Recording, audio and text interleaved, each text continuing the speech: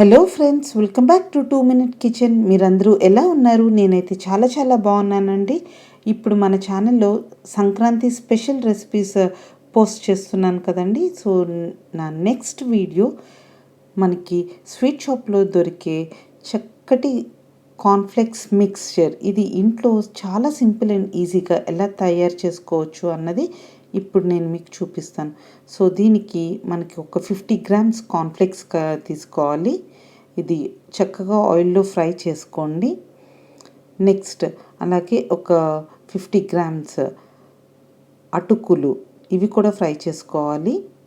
Next ఒక cup groundnuts తీసుకోండి. మీకు కావాలంటే జీడిపప్పు కూడా వేయించుకోవచ్చు. ఈ మిక్స్చర్కి ఇది పర్ఫెక్ట్ కొలతనేం లేదండి. మీరు ఇవి కొంచెం అటు ఇటుగా ఎట్లా చేసుకున్న మిక్స్చర్ అయితే సూపర్ టేస్టీగా ఉంటుంది. దిస్ ఇస్ వెరీ సింపుల్ అండి. సో అలాగే మీరు కొంచెం గుప్పెడు కరివేపాకు కూడా ఆయిల్లో వేసుకొని చక్కగా ఫ్రై చేసుకోండి. ఇప్పుడు ఇవన్నీ ఒక బౌల్లో తీసుకుందాం. తర్వాత మనం ఇప్పుడు మసాలా కారం ప్రిపేర్ చేసుకోవాలి.